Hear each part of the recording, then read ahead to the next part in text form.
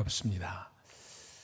이렇게 어제부터 오셔서 또 여러분들은 또 학교에서 죄송합니다. 교회에서 이렇게 하룻밤 지내기도 하시고 또 계속해서 이 컨퍼런스에 참여한다는 얘기를 들을 때 얼마나 감사한지 모르겠습니다. 특별히 우리 도 목사님께서 그 교리와 부흥이라고 하는 그런 주제를 가지고 목사님들을 위한 컨퍼런스를 연다는 것은 한국교회의 발전에 굉장한 의미가 있다 하는 생각을 갖습니다. 그래서 아무쪼록 이런 모임을 통해서 하나님의 나라와 그의 교회가 새로워지는 귀한 역사가 있기를 바라면서 저는 오늘 이제 하나님 나라의 현존성, 특별히 이제 구약에 나타난 하나님 나라의 현존성에 대해서 말씀을 나누기를 원합니다. 제가 지난 학기에 하나님 나라라고 하는 제목으로 이제 강의를 이렇게 하면서 이제 이게 조금 함께 나누어야 되겠다. 이 한국 교회에 정말 이것은 필요하다라고 느낀 것이 하나 있다면은 이것은 하나님 나라의 현존성이라는 그러한 주제였습니다. 강의하는 내내 정말 그 하나님 나라가 현존한다.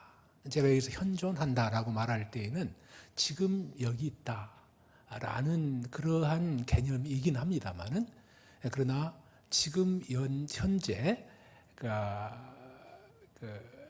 present reality, 그냥 present 여기 그냥 있다 하는 정도가 아니라 present reality, 우리와 함께하는 진정한 실체이다. 우리가 많은 경험을 하고 물리적 세계에서 살기도 하고 먹고 마시고 활동하고 목회하고 여러 가지 일을 하지만은 그러나 그것을 가장 핵심적으로 설명해 줄 수 있고 그것을 이해하며 그리고 그 본질을 붙잡는다고 하면 뭐냐? 하나님의 나라의 현존성이다.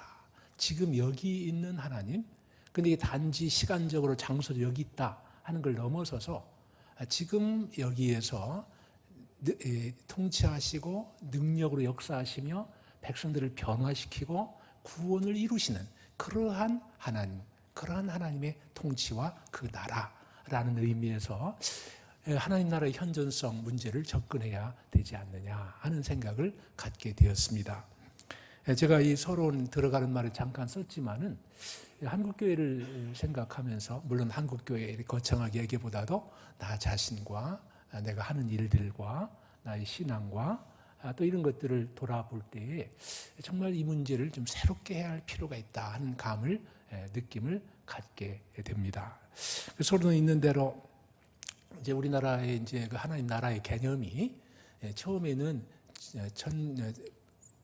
예수 천당, 불신 지옥으로 대변되는 천당 개념, 그러니까 죽은 후에 가는 곳으로 인식이 됐다 하는 것은 우리가 너무나 다 아는 주지의 사실입니다.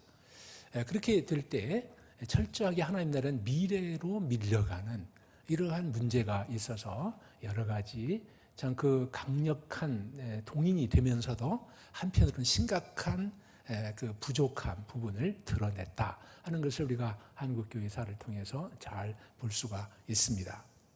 그렇게 해서 한 수십 년 전부터 이제는 하나님의 현재 개념이 들어와서 상당한 변화와 성경을 읽고 또 교회를 바라보는 눈이 시정이 되고 상당한 신학적이고 신앙적인 그런 진보가 있었다 하는 생각을 갖게 돼요. 하나님 나라는 지금 여기에 임하여 있다라고 하는 것에 대한 강조가 한국교회 안에 또 신학교에서 수십 년간 있어 왔다고 봅니다. 그런데 이제 아쉬운 것이 이것이 묘한 결합을 일으키게 되어서 좀 변형되는 그러한 상황을 목도하는 것이 아닌가 하는 생각이 들어요. 이걸 이제 구복적인 이러한 요소들, 지금 이 자리에서 잘 사는 행복, 이것이 마치 하나님 나라의 현재성인 것처럼 오해되는, 그래서 우리가 지금 이 자리에서 하나님 나라의 축복을 경험해야 된다. 이것이 더 나아가서는 지금 이 자리에서 행복하게 사는 것, 행복하십니까? 이렇게 그래서 참 행복론, 기독교적 행복론, 이것이 세속화되고 또 세상적인 행복론과 결합되고, 그래서 그것이 마치 그리스도인의 삶의 목표요 내용인 것처럼 이렇게 되어서 지금 여기서 잘 사는 것, 그것이 하나님 나라의 현재를 사는 것이고 그게 하나님 나라의 전부인 것처럼 미래도 이제는 아니다. 그 잘못된 종말론들의 피해를 받지 않냐. 거기에 대한 소망도 별로 없어지고 현재가 주목되는 것은 참 그것도 좋은 일이긴 하나 이것이 변형된 형태로 우리 곁에 와 있는 것이 아닌가 일정 부분은 하는 생각을 이제 갖게 되었습니다. 이런 가운데 정말 하나님 나라의 실체 그것이 무엇이냐? 그것은 바로 지금 우리와 함께 있을 뿐만 아니라 하나님이 함께 하신 하나님이 그 깊은 관계 속에서 우리를 다스리시고 우리는 그 통치 가운데 들어가며 그리고 그의 백성으로서 살아갈 뿐만 아니라 변화와 개혁이 그리고 구원을 이루어가는 이러한 현장, 이것이 바로 하나님의 나라다라고 하는 것이 이게 이제 구약에서도 너무나 명확하게 나타났다 하는 그런 것을 통해서 우리가 성경을 전체적으로 이해하는 도움이 될 뿐만 아니라 또 이런 이제 말씀을 증거할 때 구약에 있는 하나님의 나라, 그들이 경험한 하나님의 나라, 이것이 신약 못지않게 경륜의 차이는 있지만 얼마나 리얼하고 강력하고 또 하나님께서 요구하시는 그 변화와 그리고 개혁의 부르심이 얼마나 강력했는가 하는 이제 그런 것들을 살펴봄으로써 오늘날은 그와 같이 아니 더 이상 그리스도의 나라이기 때문에 이런 요청을 받고 있고 우리가 벌써 그 나라에 들어가 있다라는 이런 개념을 이런 말씀을 이제 나누고자 이제 하는 것입니다. 그래서 제가 여기 잠깐 썼지만은 이 하나님 나라가 현재에 있다라는 것을 소위 크로노스 개념으로 과거 10년 전이 아니고 미래 100년 후가 아니고 지금 이 시간 초침이 찰칵거리는 시간이라고 하는 그런 물리적인 시간의 개념보다는 이것은 그러니까 카이로스의 개념으로 파악을 해야 되지 않느냐. 이것은 물리적 개념, 물리적 개념이 양적 개념이 아니라 질적 개념이다. 질적 개념. 즉 하나님이 함께 하시는 하나님의 나라. 이런 개념이다라는 그런 것을 좀 생각을 하게 되는 것이죠. 그래서 구약에서도 정말 이 하나님 나라가 늘 함께 있었다. 그리고 늘 함께 한다는 인식 가운데 살아가는 것이 성도의 가장 그 대표적인 그러한 신앙 자세였다 하는 점을 이제 살펴보려고 합니다. 제가 출발점으로 삼고자 하는 것은 역대기입니다. 우리가 잘 아시다시피 역대기는 이제 포로 후 이스라엘 공동체 백성들을 위해서 쓰여진 것입니다. 역대기가 그들에게 메시지를 증거할 때 그들이 삼은 말하자면 성경이죠. 그들이 말씀을 통해서 이제 메시지를 증거해야 되는데 그 당시 역대기는 그들이 가졌던 성경이 사무엘하고 열왕기다 이렇게 이제 볼 수 있는데 그것을 포로 후 공동체에 적용하는 가운데에서 해석자의 역할을 하게 됩니다. 그래서 역대기는 성경 자체에서 성경을 어떻게 해석하고 그리고 어떻게 적용하고 어떻게 전파했는가 하는 것을 대표적으로 보여주는 그러한 책이 바로 역대기라고 말할 수가 있겠습니다. 그래서 역대기가 이제 제가 예를 이제 하나만 대표적으로 한두 개만 들겠는데요.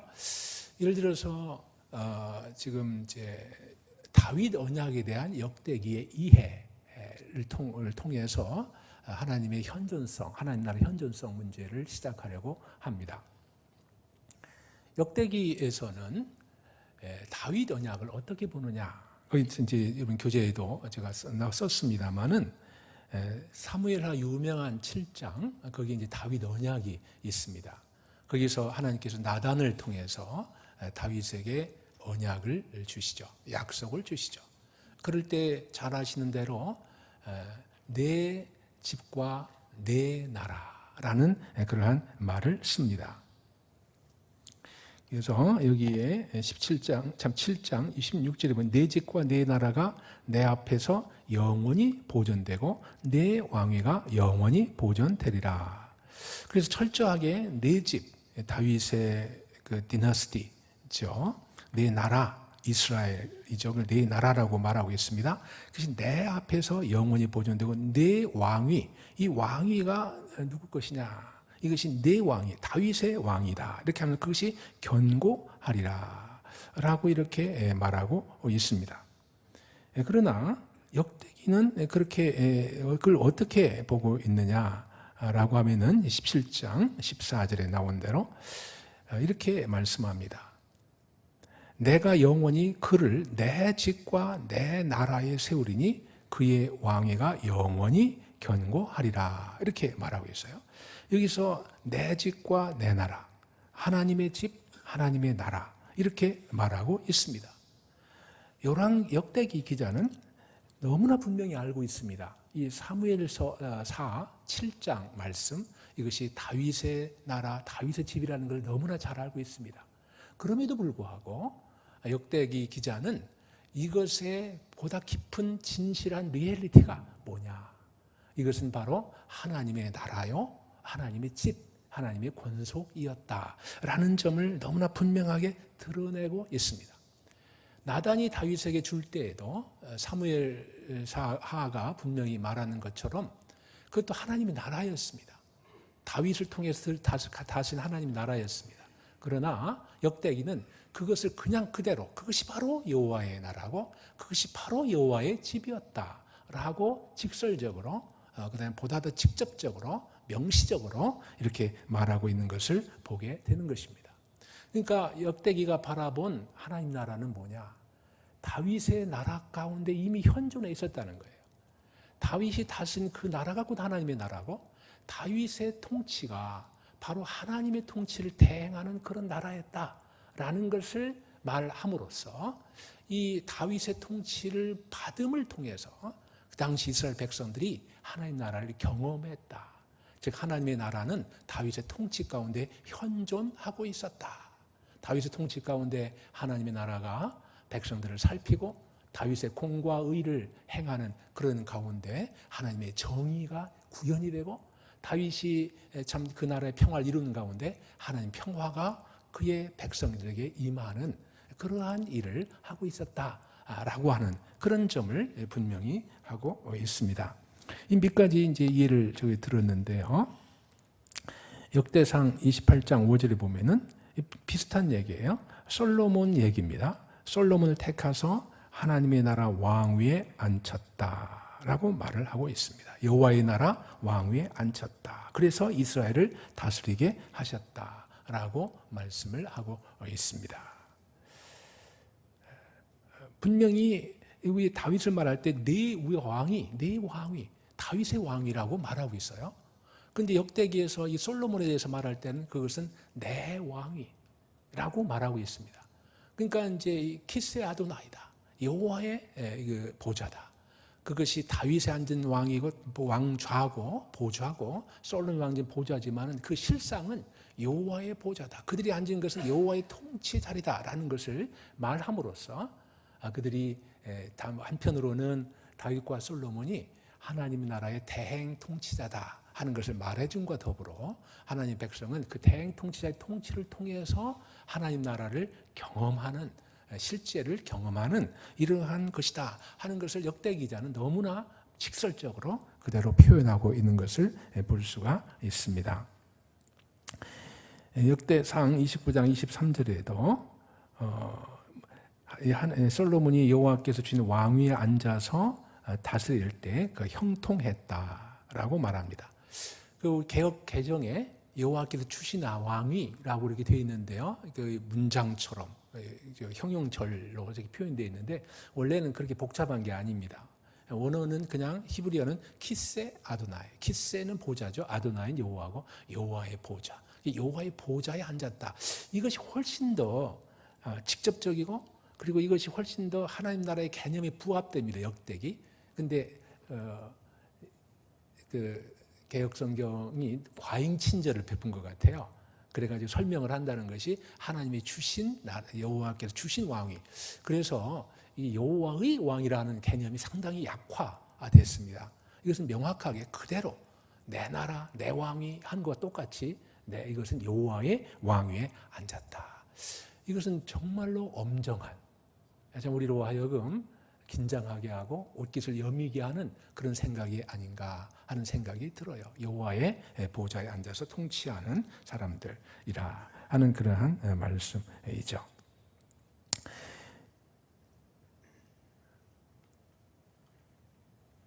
또 이제 그 마지막 예로 들은 것이 역대하 13장 8절입니다. 다윗의 손으로 다스린 여호와의 나라를 대적한다. 이게 바로 이스라엘은 여호와의 나라다.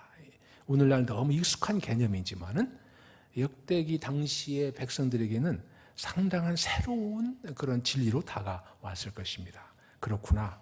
그때에도 여호와의 나라가 있고 동일하신 하나님이 지금 우리 가운데 계셔서 우리가 나라는 지금 망했고 지금 퍼시아와 그다음에 나중에 가서 로마 이런 제국의 그런 관할의 하에 있지만은 그러나 하나님의 나라다.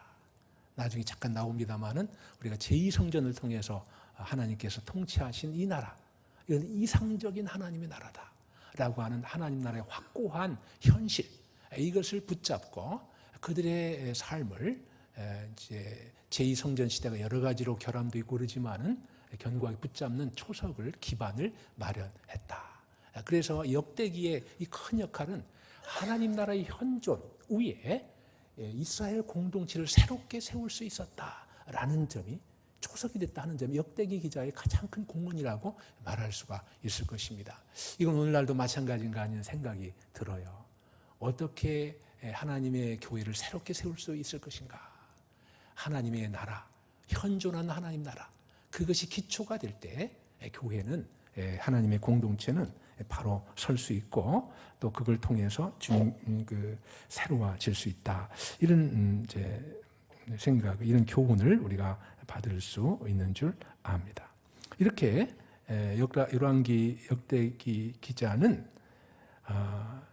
이러한 그 다윗 왕조 그리고 이스라엘 나라에 대한 새로운 해석은 아니고 새로운 시각, 더 깊고 명료하고 직접적인 이러한 교훈을 통해서 하나님 나라가 멀리는 것이 아니고 다윗이 죽었으니까 이제는 우리가 다윗의 나라가 아닙니다 라든지 이제 솔로몬이 죽었으니까 우리는 별거 아니다 이런 것이 아니라 그들이 앉은 것은 다만 하나님의 나라의 자리에 있고 그래서 하나님께서 지금 이 자리에 다윗과 솔로몬 없을지라도 지금 이 자리에서 하나님 나라가 다스린다 하는 거죠.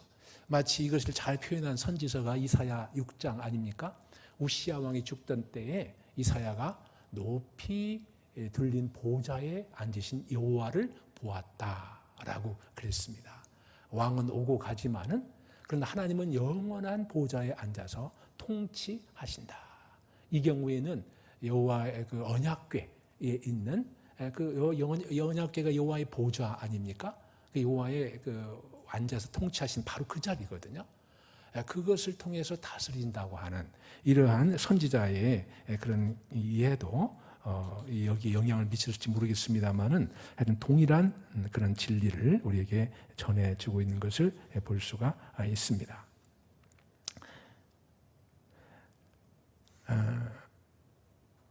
역대기의 그 하나님 나라 이해는 그 범위가 첫째 이렇게 이스라엘이라고 하는 역사적인 실체를 통해서 나타날 뿐만 아니라 사실 역대기는 이제 다른 데도 마찬가지입니다만은 이 개념이 훨씬 더 넓어집니다.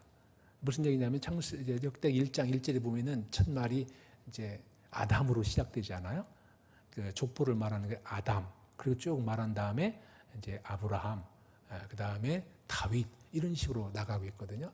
실제 있어서 많은 학자들은 이 족보의 의미가 다윗의 족보다, 즉 다윗의 족보를 말하는 것이다 라는 것에 거의 다 동의를 합니다. 그렇다면 다윗의 이건 왕의 족보인 거죠. 어떤 의미에서 아담은 초대 왕과도 같은, 다윗 이전의 초대 왕과도 같은 이러한 생각을 우리에게 이제 가져다 주는 것입니다. 왜 아담이 초대 왕 혹은 왕적인 인물인가 하는 것은 창세기 1, 2장에 너무나 잘 나와 있습니다. 우리가 잘 아는 대로 하나님의 형상으로 지으셨다. 아담을 하나님의 형상으로 지으셨다. 이제 말씀을 하는데, 하나님의 형상을 이제 대부분의 경우에는 이제 조직신학적으로, 그리고 이제 존재론적으로, 그리고 구성론적으로 그렇게 이해를 많이 합니다. 그래서 우리의 의와 지혜, 이런 것들, 우리의 이제 속성들, 특별히 하나님과 공유하는 속성, 이걸 통해서 하나님과 교통할 수 있고, 하나님을 섬길 수 있고, 하나님을 이해할 수 있고, 계시를 알고 살아갈 수 있는 이런 공유적 속성으로만 이해하는 경향이 있습니다만은, 이것은 이제 점점 그런 그 이해가 더 깊어지고 신약에 와서는 이제 그것이 더 본격적으로 잘 드러나 있습니다만은, 창세기 1, 2장 자체에서는 그러한 온톨로지컬한 본체론적인 이해보다는 하나님의 형상이 기능적인 그런 이해를 하는 것으로 사실상 구약학자들은 거의 다 동의를 하고 있습니다. 1차적 의미가 기능적이다. 기능적이다 하면 뭐냐면은, 하나님의 형상은 고대 근동에 있었으나 많은 자료를 보게 될 때 곧 하나님의 형상이다. 곧 하나님 자신을 가리키고 하나님을 대신하는 그러한 사람을 가리키는 것이다. 옛날 왕들이 왕의 형상을 세우고 또 그에게 알맞는, 왕 자신에게 알맞는 그러한 존경과 또 그리고 순종, 이것을 요구한 것과 마찬가지로 하나님의 형상은 하나님께서 이 창조한 세계를 인간을 통해서 다스리고자 하는 그러한 뜻이, 그리고 그러한 역량을 인간에게 준, 또 그러한 위임을 인간에게 내려준 바로 그런 것이다. 그래서 그 축복하는 말 가운데 이제 생육하고 번성하라라는 것이 모든 피조물에게 인간에게만 아니라 모든 피조물에 공용되는 그런 것이었지만은, 인간에게 특유한 것이 다스려라, 지켜라 라고 하는 그러한 것이었습니다. 이 다스리고 지키는, 그래서 다른 피조물과 인간이 차이가 나는 건 바로 하나님의 형상으로 지음받았다는 것인데, 이 명령에서 다스리고 지켜라 하는 것이 그 차별점이어서, 하나님의 형상됨은 어디에 있느냐? 바로 다스리고 지키는 데 있다. 옛날에 다스리고 지키는 것은 왕적 기능에 속하는 것이죠. 이렇게 하나님께서는 보편적으로 창조물에 대해서 인간을 다스리는 자, 또 왕적 존재로 세우셨다. 대리인이다. 통치의 대리인이다 하는 점을 1, 2장에서 잘 이제 보여주고 있습니다.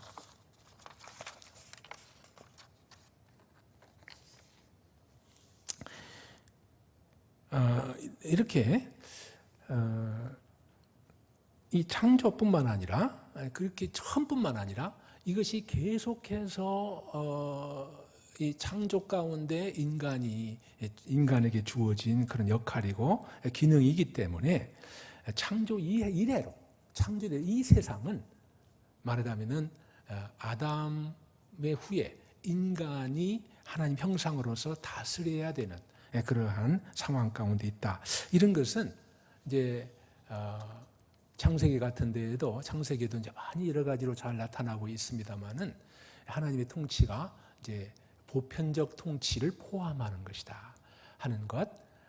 노아 이후에 하나님께서 인간 제도, 인간의 정부, 이것을 상정하고 세움으로써 그걸 통해서 하나님의 형상됨, 즉 피 흘리는 자의 피를 갚아야 되는 이런 하나님의 형상됨을 유지하고 적절한 통치를 시행하시는 이런 측면과도 일맥상통한다고 볼 수가 있겠습니다. 하나님 나라 이해는 뿐만 아니라 특별히 성전을 포함하는 것, 아까 이사야 6장 말씀할 때 잠깐 드렸지만은, 성전은 하나님의 처소이다. 성전은 하나님의 왕궁이죠. 묘하게도 히브리어로 왕궁과 그리고 성전의 단어가 똑같지 않습니까? 헤칼 똑같이 쓰죠. 그러니까 이 성전은 하나님의 왕궁이다, 한국의 지상 왕국이다라는 개념이죠. 이제 보다 더 직접적인 것이 언약궤인데, 이제 언약궤는 아까도 말씀드렸지만은 이것은 기본적으로 하나님의 보좌다. 하나님의 보좌라고 말할 때는 바로 언약궤를 가리키는 것입니다. 거기에 있는 그룹들이라든지 이런 것들은 다 옛날 그 구약 시대의 고대 근동의 보좌를 가리키는 여러 가지 장치들과 그것 식양들 이것을 나타내는 것인데요. 어쨌든 이 성전에서 하나님이 자기 백성을 다스리신다 하는 이런 것은 아주 구약의 기본적인 그런 이해였고, 이렇게 하나님께서 다스리시는 나라가 바로 이상적인 나라였다는 것을 이제 볼 수가 있습니다. 하나님께서 성전에서 자기 백성을 다스릴 때 이 백성들이 이 하나님에게 속죄 제사를 드림으로써, 그리고 하나님께서는 그걸 흠양하시고 받으시고 용서하시고 또 받아주심으로써 그의 통치를 이루어 나가신다라고 하는 점. 그래서 이제 이 성전 공동체가 이 역대기에 있어서는 이상적인 하나님의 나라의 하나의 모형이었다라는 점을 이제 보여주고 있습니다. 이런 점은 오늘날 우리가 교회를 어떻게 봐야 되느냐, 참 다양한 접근이 있겠습니다만은 이 하나님 나라의 구약에 있는 측면에서 볼 때는 교회는 하나님의 나라이다. 너무나 당연한, 특별히 하나님 나라의 원형을 사람들이 교회를 통해서 볼 수 있도록 하는 것이 교회의 커다란 역할이다 하는 것을 다시 한번 생각할 수가 있겠습니다. 하나님 나라의 전시장, 하나님 나라가 어떠한지를 보려면 교회를 가서 봐야 된다라고 하는 그런 것처럼, 마치 이제 이스라엘에 대해서 선지자들이 우리가 예루살렘으로 가자, 그 시온으로 가자, 거기서 하나님을 경배하자 할 때 그 시온의 중심점, 중심되는 것, 또 이 하나 이런 것들이 다 이제 교회, 구약의 교회라고 할 수 있는 이스라엘을 통해서 그런 것들이 전시되는 것을 하나님께서 의도하셨다 하는 것을 보게 되는 것이죠. 특별히 역대기에서도 또 역대기 계속 보면은 하나님의 현종이 즉각적 보응사상을 통해서 또 잘 나타나고 있습니다. 역대기는 특별히 하나님의 통치가 보다 더 직접적이고 보다 더 현재적이고 게다가 당장이 일어나는 걸로 이렇게 많이 묘사를 하고 있습니다. 이 하나님 백성은 하나님의 그때그때 통치를 받아서 살아가는 삶이고, 하나님의 역사는 그때그때 백성들 가운데 나타난다라고 하는 이것을 실제적으로 신학적으로 표현하는 것이 이 즉각적 보응사상이라고 말할 수가 있겠습니다. 그들은 이제 다윗의 통치와 그 후손의 통치 가운데에서 그 율법에 순종하면서 살아가는 것이 곧 하나님 나라의 실제요, 또 그들의 삶이요, 체험이었다 하는 점, 이런 점들, 또 역대기가 하나님 나라의 현존성을 보다 더 깊게 이해하고 우리에게 설명하고 있는 것을 볼 수가 있습니다. 또 역대기에는 레위인들의 그 활약이 많이 소개가 되고 있습니다. 또 그것뿐만 아니라 다양한 여러 가지 설교 기회나 변화가 있을 때 그것에 해당되는 사무엘서와 열왕기에는 그 말이 없는데 역대기에 덧붙인 말들이 사실 많이 있어요. 그 가운데 하나가 여호와의 신이 감동했다 하는 말입니다. 똑같은 말이에요. 근데 사무엘과 열왕기서는 그 하나님의 신이 뭐 역사하지 않았다 이런 뜻은 아니지만은 그것을 표현하지를 않았습니다. 즉 암묵적으로 혹은 내재적으로 이렇게 혹은 암시적으로 이렇게 말했던 것인데, 역대기는 그걸 직접적으로 드러내서 그것은 하나님의 신이 감동했기 때문이다 라고 보는 것이죠.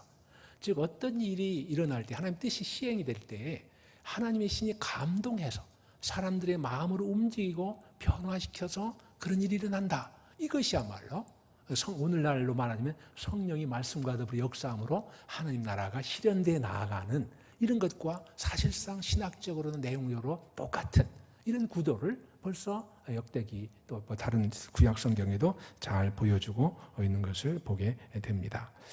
스가랴가 말씀을 전할 때 역대기는 특별히 성령의 하나님의 신이, 여호와의 신이 감동을 했다.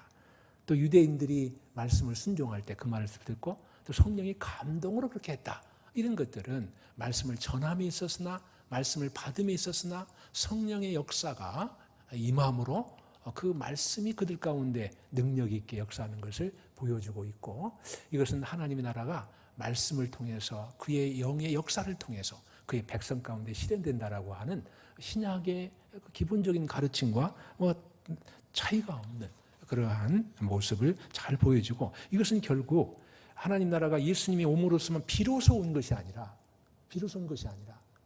구약의 하나님 나라가 특별히 다윗의 통치를 통해서 나타나고 있었고, 백성들은 하나님 나라의 현존성을 그 통치 가운데 하나님의 말씀을 듣고 또 살아감으로써 경험하고, 그렇게 하나님 나라가 실현되고 있었다라는 것을 너무나 분명하게 말씀을 하고 있습니다. 이렇게 하나님의 나라는 지금 여기에 항상 있다라고 하는 점이죠. 지금 현재 항상 있다. 예수님께서도 인정하셨지만은 하나님 어떤 하나님이냐? 아브라함과 이삭과 야곱의 하나님이다.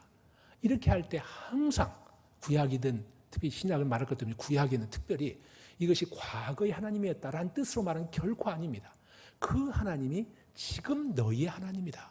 그 하나님이 지금 너에게 이런 말씀을 하시고 이것을 명하신다라고 할 때에 아브라함과 이삭과 야곱의 하나님, 이렇게 늘 말씀하는 것이죠. 즉 과거로 표현된 이 말씀이지만은 이 과거에 역사하신 그 하나님이 오늘 우리 가운데 역사하는 현존하시는 하나님, 그리고 그 하나님의 다윗과 이스라엘과 이삭을 통해서 나타난 그 하나님의 나라가 지금 현존하고 있다라는, 현존할 때에 참 역동적인 그러한 통치 가운데 일하신다. 그저 그냥 계신다, 그저 있다, 존재한다, 생존하는 것처럼 이렇게 말하는 것이 아니라 역사하신다, 변화시킨다, 이루어 나가신다, 성취하신다 라고 하는 그런 역사 가운데 현존하고 있다 하는 이런 점이 꾸준히 드러나고 강조되고 있다 하는 점을 우리가 확인할 수가 있겠습니다. 사실 이러한 하나님 나라 개념은 이제 개혁주의 신학 성경학자들은 대부분 그 시작이 창조로부터 시작됐다 하는 점에 많은 동의를 합니다. 이것이 나라의 형태로 본격적으로 시작된 것은 이게 이제 모세 언약을 통해서 세워준 바이고, 그것이 구체적으로 이 땅에 드러나기 시작한 것은 물론 이제 다윗을 통해서, 다윗이 다진 이스라엘을 통해서이지만은, 그러나 하나님은 창세기 1장부터 하나님 나라를 세우시고 그 나라를 운행해 나아가신다 하는 점을 분명히 하고 있습니다. 그래서 여기 이제 교환에도 있지만은 이제 전에는 이제 1장 26절, 8절, 7절, 8절 이게 행위 언약이다라든지 뭐 이렇게 말을 했습니다만은, 근데 이제 행위 언약이라는 말 자체에 대해서는 이제 특히 이제 언약 신학에서는 조금 이의를 제기를 하죠. 이거는 은혜 언약의 반대말로 쓰이는 것인데, 그러나 어떤 언약에도 하나님의 은혜 없이는 성립되는 것이 없다라는 점에서 이제 언약 신학에서는 행위 언약이라는 말을 즐겨 쓰지 않고 대신 창조 언약이라든지 혹은 아담 언약이라든지 이런 말로 바꿔 쓰기는 합니다만은, 어쨌든 이 창조 때부터도 하나님의 나라가 언약의 형태로 임하고 있었다라는 점, 그리고 오히려 어떤 장면에서 창세기 2장에 나타난 에덴 동산이야말로 하나님 나라의 원형이었다, 프로토타입, 원형이었다라고 하는 점을 많이 동의하고 있습니다. 그래서 아까 말씀드린 대로 하나님의 형상으로 지음받은 인간, 그 인간을 통해서 다스리시는 하나님의 나라, 보편적인 하나님의 나라, 넓은 의미의 그 하나님의 나라, 이것을 이제 창세기 1장은 명시하고 있고, 이것이 이제 인간이 타락한 후에도 하나님의 형상은 여전히 왜곡된 대로지만은 유지가 되어서 하나님이 그들을 통해서 당신의 자연에 대한 통치권을 행사하시는 그 일을 계속해 나아가시는 것을 볼 수가 있겠습니다. 에덴 동산에서는 특별히 하나님 나라의 모형이 잘 나타난다고 볼 수가 있겠는데, 이제 우리가 보통 이제 하나님 나라 혹은 나라라고 말할 때 영토 개념을 말하죠. 에덴 동산을 세우셨다, 창설하셨다, 심으셨다. 그것이 영토가 되는 것이고, 그 다음에 아담과 하와는 그 나라의 백성이 되는 것이고, 이날의 통치 원리는 두 가지 원리로 나타나는데 그것은 생명과 나무 그리고 또 하나는 선악과 나무 이것을 통해서 나오고 있다. 한편에서는 영생의 원리를 통해서 그 나라가 세워지고 있고 또 다른 한편으로는 시험을 통해서 순종을 통해서 이루어져가는 그 나라의 원리를 보여주는 그런 통치 행위를 하나님이 하고 있었다라는 점 이것을 말하고 있습니다. 그렇기 때문에 구약은 이러한 죄를 동시에 어떻게 보고 있냐면 단순히 뭘 어겼다, 좀 못 미친다라는 개념에서의 죄보다는 특히 이제 창세기 1장부터 계속해서 나가는 것은 죄는 곧 반역이다. 하나님 통치에 대한 반역으로 이해하는 것은 창세기 3장에서 하나님 말씀을 어긴 것은 곧 그의 통치를 어긴 것이고 그렇게 해서 말씀을 어긴 모든 죄는 결국 하나님의 통치에 반역하다는 것이다. 이것이 뱀을 통해서 역사했던 유혹했던 그러한 사탄의 역사인 것을 잘 보여주고 있습니다.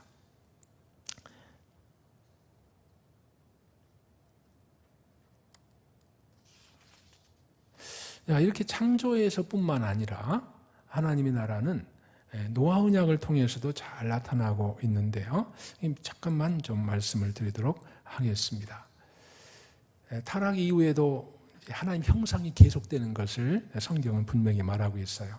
이제 5장에 보면은 하나님의 형상으로 이 아담이 지음받은 사실을 말하고 그리고 그 아담이 자기 형상 곧 자기 모양대로 후손을 낳았다, 셋을 낳았다라는 것을 말씀해주고 있어요. 이건 명확하게 하나님의 형상이 타락에도 불구하고 지속되고 있다라는 점을 너무나 분명히 보여주고 있습니다. 이것은 하나님이 처음에 창세기 1장에서 작정하셨던 그 하나님의 형상을 통한 통치의 하나님의 경륜이 타락 후에도 계속해서 되고 있다라는 것을 볼 수가 있고 또 이것은 곧 하나님 나라의 비전이 계속해서 보편적인 하나님 나라가 자연뿐만 아니라 이 인간 세상을 다스린다는 보편적인 하나님의 나라가 하나님 형상된 인간을 통해서 계속되어 나갈 것을 기대하고 있는 것을 볼 수가 있습니다. 이 하나님 나라의 참 언약의 씨, 거룩한 씨로서 이 하나님 나라의 횃불을 든 사람들이 있는데 그것은 누구냐? 이제 우리가 잘 아는 에녹과 노아죠. 이들을 달리 보면 그들은 하나님과 동행했다라고 이제 말하고 있습니다. 하나님과 동행했다라고 하는 것 이것은 이제 어떤 면에서는 하나님의 통치를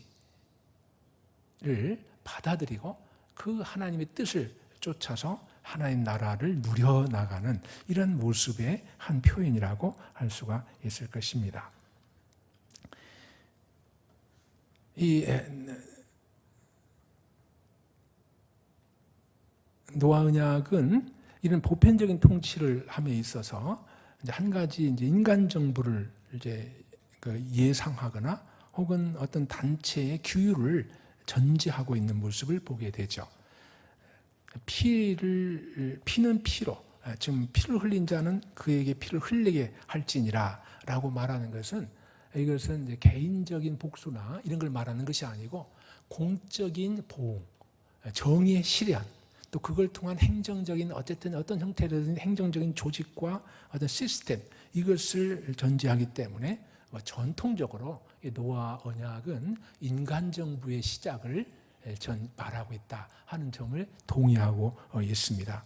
즉 하나님의 보편적 통치는 인간 정부를 통해서 이루어지고 있다 하는 점, 이것이 이제 노아 언약에부터 이제 확고히 된 것인데 이렇기 때문에 바울도 인간 정부에 대한 통치를 인정하면서 선인과 악인을 벌하고 상주는 일을 바로 그 인간 정부가 한다라고 할 때 이것은 바로 노아 언약의 기초에서 일반적인 하나님의 통치가 보편적인 하나님 통치가 인간 정부를 통해서 이루어짐을 말하고 있습니다. 그러나 물론 이것으로 하나님 나라가 다 되는 것은 아니고 하나님 나라는 보다 특별한 의미에서 즉 구원받은 인류 하나님의 권속들로 이루어진 나라라는 측면에서 아브라함을 통해서 이루어지는 이스라엘, 그 나라의 특정하게 하나님 나라의 원래적이고 본격적인 의미고 핵심적인 의미가 이루어진다는 것을 이제 말할 수가 있겠습니다. 그 아브라함 언약의 핵심은 1장 12장 1절에서 3절까지 이렇게 나와 있습니다. 그 요소에 대해서 아브라함 언약의 요소가 뭐냐 하는 점에 대해서 몇 가지 얘기가 있습니다만 이제 현재 히브리어의 구문론적으로는 7가지 축복을 말하고 있습니다. 그러나 내용적으로 취합을 하면은 대체적으로 3가지 정도 혹은 4가지, 3가지로 일단 보면 그렇게 내용이 요소가 다윗 언약의 요소다 이렇게 이제 말할 수가 있겠습니다. 첫 번째가 물론 내 씨, 아브라함의 씨, 내 씨를 통해서 내 씨가 이제 창성하게 될 것이고 하늘의 별과 같이 많아진다 하는 쪽으로 이제 발전하게 된 것이죠. 또 하나는 땅, 내가 지시할 땅으로 시작됐지만은 그 땅이 곧 가나안 땅인 것이 밝혀지고 이 땅 곧 젖과 꿀이 흐르는 땅이다 하는 것이 드러나게 됩니다. 그리고 또 나아가서는 이 땅에 있는 모든 족속들이 널리 인하여 복을 받을 것이다 라고 하는 그러한 약속들이죠. 근데 이것을 이제 총체적으로 하나로 묶는 그 약속이 뭘까라고 할 때 특별히 이제 거기에 내가 너로 큰 민족을 이루게 하고라는 말을 학자들이 정전부터 주목을 했습니다. 여기서 큰 민족이라 하는 것은 우리말 번역된 대로 민족, 수가 많은 혹은 강한 이런 민족, 이런 것으로도 해석을 할 수가 있겠습니다만은 여기서 나온 이제 고이 가돌, 이 고이는 오늘날로 치면 나라라는 뜻에 더 가깝습니다. 조직된 나라라는 뜻에 더 가까운 그런 말이죠. 그렇기 때문에 이스라엘을 내가 큰 민족이 되게 하겠다, 즉 큰 나라가 되게 하겠다는 뜻은 이게 뭐냐? 창세기에서 1차적으로는 이제 그 나라가 많아지고 백성들이 많아지는 것을 의미합니다만은 그러나 이 창세기 안에서도 그렇고 또 나중에 신명기에 가면은 또 출애굽기에서도 그렇고 이 나라가 단지 수만 많은 나라다 이런 뜻을 훨씬 더 넘어서고 있습니다. 이것이 출애굽기 19장에 가면 이 나라는 어떤 나라냐? 세 가지 규정을 통해서 나라가 규정돼요. 이 나라는 하나님의 소유다. 이 나라는 제사장의 나라다. 이 나라는 하나님의 백성이다. 라는 말로 보다 더 구체적으로 질적으로 규정이 되고 있습니다. 이것이 신명기 4장에 가면은 이 나라, 큰 나라, 다 똑같은 개념이에요. 큰 나라가 어디 있느냐라고 말을 하고 있는데 이스라엘 같은 이런 큰 나라가 어디 있느냐라고 말할 때 이것은 당시에 가장 컸던 이제 고대 바빌론과 그 바빌론의 함무라비 법전에 대한 도전장을 낸 것으로 학자들은 거의 다 동의를 하고 있습니다. 이 나라는 이 세상 나라와 대조되지만은 비교할 수 없는 그런 나라다. 어떤 점에서 비교할 수 없냐라고 하면은 그 지혜, 그 율법의 지혜에 있어서, 그리고 하나님의 그 통치의 의로움이 있어서, 그리고 하나님이 가까이 있어서 그의 백성의 기도를 들어주시는 면에 있어서 어떤 나라가 이런 나라가 있느냐? 바빌론하고는 잽이 안 된다. 이렇게 말할 정도로 지금 4장에서는 그렇게 하나님 나라, 똑같은 고이가돌이란 말을 큰 민족, 큰 나라는 개념을 써서 그렇게 말하고 있습니다.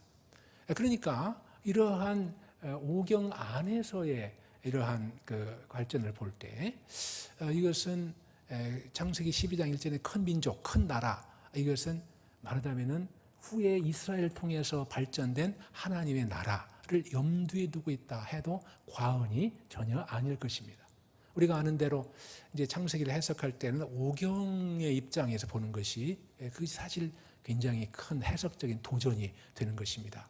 최근에 이제 세일 헤이머 같은 경우에 바로 그것을 보다 더 직접적으로 광범위하게 보다 더 깊게 적용을 하고 있습니다만은 우리가 오경의 책이 한 책이고 그리고 저자가 모세다라고 이렇게 했을 때에 창세기를 쓴 모세와 창세기 저자와 출애굽기 저자와 그리고 신명기 저자 또 남은 레위기 민수기 저자가 다 같기 때문에 창세기에서 역사적인 기술을 할 때 드러나지 않았지만은 그것을 쓴 저자는 신명기와 출애굽기 쓴 동일한 저자이기 때문에 그 마음 속에서 일관성 있는 역사 전개와 하나님 나라의 발전을 염두에 두고 있다 하는 것은 쉽게 생각할 수가 있습니다. 이런 점을 놓고 볼 때에 이 큰 나라를 이루게 하겠다라고 하는 것이 어떻게 보면은 아브라함 언약의 핵심적인 다른 모든 축복들이 이 나라를 통해서 수렴되는, 그래서 나라 땅의 약속과 그 민족의 약속, 그 씨의 약속, 그리고 뭐 민족들이 너를 통해서 복을 받는다라고 하는 이런 것들이 이스라엘로 이루어지고 이스라엘로 나타날 하나님의 큰 나라, 즉 하나님의 나라로서 기능할 이스라엘, 이것을 통해서 이루어진다라는 이런 것을 염두에 두고 있다. 또 그런 맥락의 흐름 속에서 우리는 창세기 12장 1절 3절을 이해해야 된다라고 이렇게 봤을 때, 어떤 점에서 12장 1절은 하나님 나라의 뭐 다른 것도 보편적인 하나님의 시작과 다 있지만은 본격적인 기원이 바로 여기서부터 시작되고 있다라고도 이제 말할 수가 있겠습니다. 이렇게 하나님의 나라는 언약을 통해서 이루어져 가고 있습니다. 흔히 이제 비유를 할 때 하나님의 나라가 기차라고 한다면은 언약은 바퀴다, 이렇게도 말할 수 있겠는데, 하나님께서 그때 경륜에 따라서 자기 백성이 찾아와 주셔서 언약을 갱신하시고 새롭게 하시고 혹은 새로운 언약을 맺으시고 하는 이런 모든 과정을 통해서 하나님이 당신의 통치를 이루어 가시며 그 나라를 세워 가시는 이런 모습들을 보게 되는데, 이 아브라함 언약은 그 가운데 아주 핵심적인 역할을 차지하고 있는 것을 우리가 잘 볼 수가 있습니다.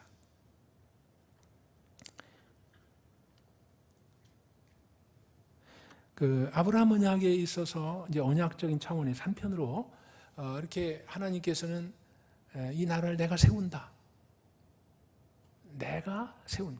하는 그런 측면을 잘 보여주고 있습니다. 즉 이것은 하나님이 세우시는 나라다. 하나님의 주도적 성격, 하나님의 무조건적 성격, 아브라함이 실수하고 연약할지라도 아브라함을 통해서 당신의 부르심을 열매를 맺으며 또 그 나라를 세워가는 이 모습, 이것들은 분명히 하나님의 주권적인 모습이고 그리고 무조건적인 성격을 가지고 있습니다.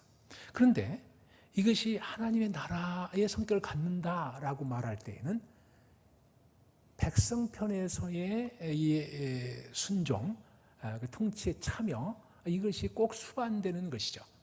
그래서 창세기는 이제 12장 이 언약을 나중에 더 좀 구체적인 틀로 풀어낼 때 15장과 17장 둘로 나눠서 볼 수가 있을 것입니다. 15장은 한편에서는 하나님이 이제 너희가 이제 애굽 땅에 갈 것이지만은 그러나 400년 후에 4대 후에 돌아오게 될 것이다라는 것을 말함으로써 하나님 나라에 대한 하나님의 경륜, 비전, 이것을 명확하게 제시하고 이것을 예언 형태로 주어졌습니다. 그렇게 된다. 내가 그렇게 한다. 따라서 그렇게 된다. 라고 하는 맹세와 예언 형태로 되어 있습니다. 하나님 나라의 모습이. 17장에서는 할례 언약이라고 말하는 할례를 요청하는 것이죠. 나는 전능하신 하나님이다. 너는 내 앞에서 행하여 순전하라 라고 말함으로써 이 언약의 그 소위 이제 커미트먼트를 해야 된다. 그럴 때 이 나라가 제대로 세워져 간다. 제대로 하나님의 나라다운 나라가 된다라고 하는 이런 점을 강조하고 있습니다. 이것은 구약과 신약의 일반적인 요청이기도 하지만 바울 서신을 통해든지 모든 것도 일반적인 요청이죠. 바울 서신에서도 유명한 인디카티브와 임페라티브가 있지 않습니까? 복음을 진술하고 제시하고 초청하고 그 다음에는 임페라티브. 그러므로 너희는 이렇게 행하라. 너희 몸을 거룩한 산제사로 드리라. 이런 식으로 모든 서신이 모든 바울 서신 다 그렇게 되어 있다고 우리가 이제 알고 있지 않습니까? 이런 점에서 이 아브라함 언약을 통해서 하나님의 고이가돌 큰 나라의 비전을 주시고 그 하나님 나라를 세워감에 있어서 한편으로는 하나님이 일방적이고 주권적이고 주도적이고 무조건적인 하나님의 역사를 분명히 말하면서도 하나님 백성에게는 내 앞에서 행하여 순전하라고 요청이 있고, 그것은 할례를 행함으로써 참 세대마다 계속해서 이 언약에 헌신하고 이 언약에 순종하기로 이렇게 다짐하며 시행해 나갈 때야만 하나님 나라다운 하나님 나라가 된다 하는 이 요소를 아브라함 언약은 벌써부터 강조를 하고 있습니다. 이러한 아브라함 언약은 사실은 모세 언약의 기초가 되기도 합니다. 아브라함 언약과 모세 언약은 서로 상반되는 것이 아니고 아브라함 언약의 기초 위에서 이런 하나님 나라에 대한 약속 그 위에서 하나님 나라의 제도적이고 법적이고 공식적인 그 나라가 출범하게 되는데, 그것이 바로 모세 언약이라고 우리는 이해를 하고 있습니다. 그래서 이제 모세 언약과 하나님 나라를 이제 잠깐 살펴본다고 한다면은, 이 모세 언약은 하나님 나라의 본격적인 시작이다라고 볼 수가 있겠습니다. 왜냐하면은 이제 그 아브라함에게 약속하셨던 그 조건들이 이제 구비가 되기 시작하죠. 그래서 땅은 이제 곧 앞에 나오게 되겠지만은 그리로 향하여 가는 중에 있지만은 다른 요소들, 특별히 백성들의 요소는 다 성취가 됐습니다. 그리고 이제 호렙산에서 언약, 공식적인 나라의 협정이랄까, 헌법을 선포하고 하나님 나라의 소위 폴리틱, 이것은 이 정체가 뭐냐, 이 나라의 정체가 뭐냐, 우리는 이제 공화정이고 민주주의 국가고 이러잖아요. 어떤 데는 사회주의 국가고 이제 국가의 정체성이 있을 것입니다. 근데 호렙산에서 선포한 출애굽기 20장에서 이 새로이 세워진 이 나라의 정체가 뭐냐? 이건 바로 하나님의 나라다. 이게 국가의 정체거든요. 이 국가의 정체성은 나중에 이제 예컨대 다윗 언약을 세울 때도 그렇고, 또 여호수아가 그곳에 정복할 때도 그렇고, 계속해서 이스라엘 백성이 요청되는 것은 우리나라가 어떤 나라냐? 하나님 나라라면 정체성을 이제 분명히 하는 그 제도를 구체적으로 세우고 법적인 기반을 마련을 하고 공적으로 선포하는 것이 바로 모세 언약이라고 이제 말씀을 드릴 수가 있겠습니다. 신정 정치의 기본적인 원칙을 제시하는 것, 이것이 이제 사울 때에도 또 다윗 때에도 솔로몬 때에도 계속해서 이어지는 다윗의 후손 때에도 이 나라가 이 원리가 지켜지고 있었다는 것을 보게 되는 것이죠. 즉 다윗의 시대에는, 아브라함 시대에는 하나님 나라 어떻게 경험할 수 있겠는가? 아브라함이 애굽에 내려가서 실수할 때 하나님께서 개입하셔서 구원하는 그런 구원을 통해서 하나님 나라가 경험이 되는 것이고, 또 이삭이 자손이 없었을 때 하나님께서 정말 기적적으로 이삭을 주셨을 때, 그럴 때 그들은 하나님 나라 약속의 성취를 통해서 하나님 나라를 경험했던 것이고, 이삭을 드렸는데 하나님께서 그 받으시지만은 또 대신해서 제물을 드리라고 할 때 제물을 드림으로써 그들은 아브라함은 하나님 나라를 경험할 수 있었고, 이삭, 야곱 모두가 다 그런 식으로 신실하게 언약을 시행하시는 하나님의 그러한 역사 가운데서 하나님 나라를 경험했던 것, 그것이 장차 올 하나님 나라이기도 하지만은, 그러나 그 자리에서 이루어 가시는 하나님 나라를 그들은 분명히 경험하고 있었다. 이것이 예를 들어서 야곱의 경우에 더 두드러지게 나타나는데, 물론 아브라함도 똑같고 다 그러지만은 보다 더 두드러지게 자주 많이 나타나는 것이 야곱의 경우인데, 내가 너와 함께 있겠다라는 것이죠. 내가 너와 함께 있겠다. 바단 아람을 갈 때나 바단을 돌아올 때나 그 위에 많은 그 여정 가운데에서 하나님의 함께 하심을 통해서 다윗 그 하나님 나라를 경험하는 족장들의 동일한 경험을 우리는 창세기에서도 이제 볼 수가 있습니다. 참 이러한 그 측면, 즉 하나님의 나라는 언약의 실현을 통해서 현존한다. 약속의 성취를 통해서 현존한다. 언약의 발전을 통해서 드러난다 하는 점. 이스라엘 백성들은 이스라엘 백성까지라도 마치 하나님 나라가 없는 것 같고, 비로소 예수님 때부터 그 정도는 아무것도 아닌 것처럼 보여지지만은, 그러나 실상에 있어서 하나님 예수님을 통해서는 새로운 경륜의 하나님 나라가 시작된 것이고, 구약에서는 이스라엘을 통해서 하나님 백성을 통해서 늘 늘 함께 하신 하나님을 통해서 현존하고 있었다 하는 인식을 이스라엘 백성들은 늘 가지고 있었고, 뿐만 아니라 성경 기자들은 늘 그러한 신학적인 안목 가운데에서 그것을 역사를 기술할 때나 시를 쓸 때나 혹은 율법을 제시할 때마다 항상 그들의 당면한 생각은 이 나라를 이 땅에 세워가야 된다. 그리고 순종함으로써 그 나라에 참 믿음으로 그 나라에 들어가고, 순종함으로써 그 나라의 백성된 삶과 사역을 할 수 있다는 동일한 이해를 가지고 있었다. 하나님 나라의 똑같은 구조와 신학적인 이해를 가지고 있었다 하는 점을 이제 볼 수가 있겠습니다.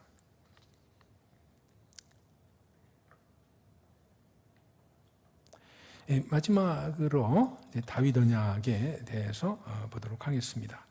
아까 다윗 언약에 대해서 이제 말씀을 드렸습니다. 특히 사무엘 하와 역대기상에 나타난 그 다윗 언약, 소위 나단의 오러클이라고 말하는 다윗 나단을 통한 약속, 이것을 통해서 주로 말씀을 드렸습니다. 거기 이제 첫 번째 그걸 요약한다면은 다윗의 집과 나라는 여호와의 집과 여호와의 나라다라고 하는 점.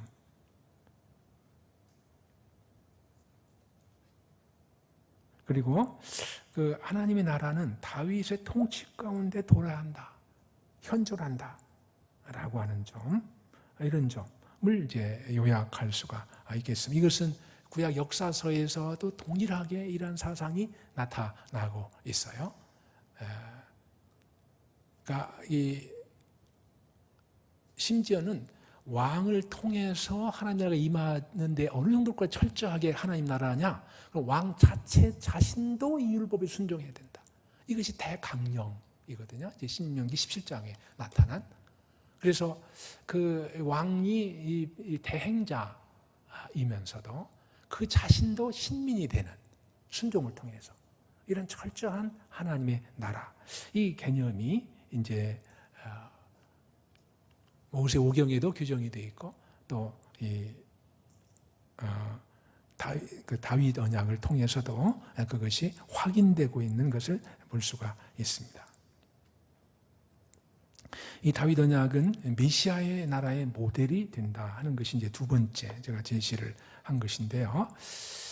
그 다윗 언약이 실제로 역사상에서 나타날 때는 실패한 것처럼 보입니다. 왜냐하면 다윗의 후손이 다스렸던 유대가 결국 586년 혹은 7년에 멸망을 했거든요. 실패한 것처럼 보입니다. 그러나 그게 그렇지 않다라는 것이 다윗 언약의 기본적 근본, 보다 더 깊은 이해이죠. 왜냐하면 다윗 언약은 근본적으로 메시아 언약이기 때문이다 하는 것이죠. 역사상에 있어서도 다윗 언약은 늘 복음의 역할을 했었습니다. 즉 이스라엘 백성들이, 특별히 왕들이 도무지 이 나라가 더 이상 지탱될 수 없는 그런 지경에 이르렀다라고 할 때 어떻게 계속해서 그 나라가 이르러 갔느냐 하면은 다윗 때문이다, 다윗을 인해서 그렇다는 것이 몇 번 나타나고 있어요. 이것은 다윗 언약이 역사상에 있어서 복음과도 같은 역할을 했다 하는 것을 보여주고 있고, 또 이스라엘이라고 하는 나라가 역사적으로 멸망을 했지만은, 그러나 그 본질이 다윗 언약이고 참 메시아 언약이고, 그 본질이 하나님 나라의 약속이기 때문에, 그 약속은 분명히 이루어지고 바로 그것의 성취로서 하나님 나라가 가까웠다라고 예수님은 선포를 하게 되는 것이고, 이렇게 하나님 나라는 구약에서 분명히 나타나고 시작되면서 약속되고, 그 신약에서 경륜적으로 새롭게 또 풍성하게 드러나는 이런 모습을 이제 볼 수가 있는 것이죠. 그래서 이 다윗 언약의 이제 무조건성은 메시아를 통해서 이루어질 하나님 나라를 통해서 이 땅 우리 가운데 임해서 우리가 지금 그 가운데 살아가는 것이고, 그 조건성은 유다의 멸망과 이스라엘 멸망을 통해서 나타났다라고 이제 말할 수 있겠습니다. 이렇게 하나님의 나라는 과거와 현재와 미래를 아울러서 특별히 그 하나님이 지금 통치하셔서 이루어 나가시는 그의 나라의 모습을 통해서 잘 알 수가 있다 하는 점입니다.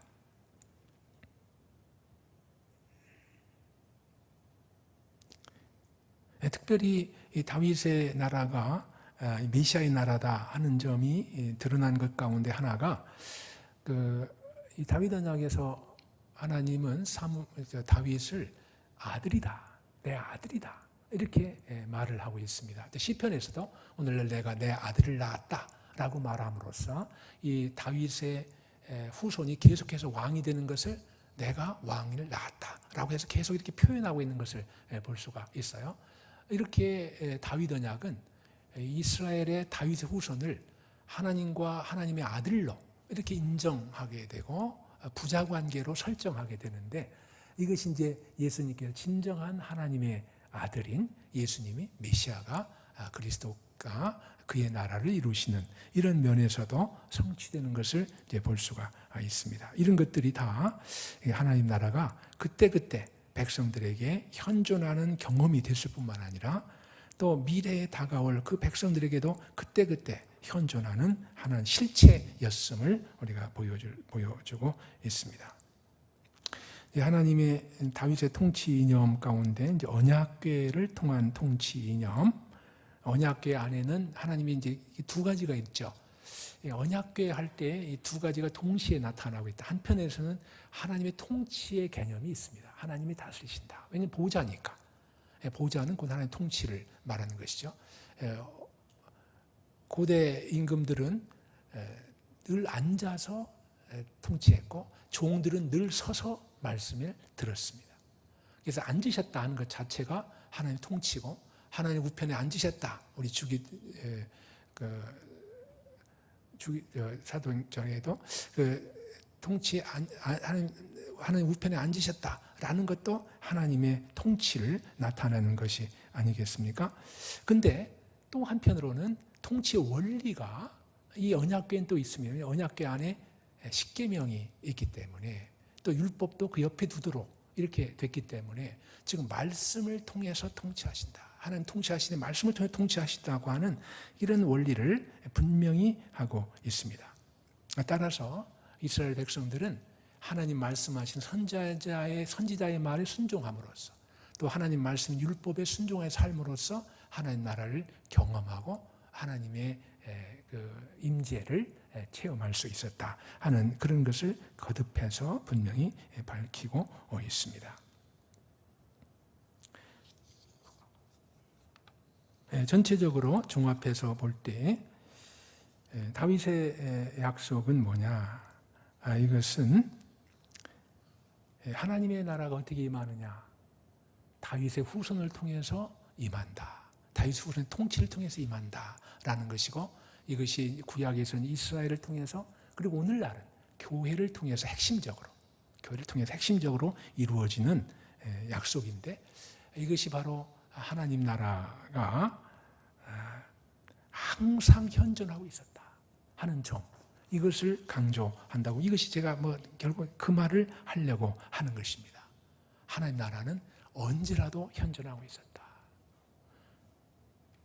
이것을 이제 신명기의 5장에 이것이 가장 잘 드러난 예 가운데 하나입니다. 예를 들어서 신명기는 이제 언약갱신을 한 거죠.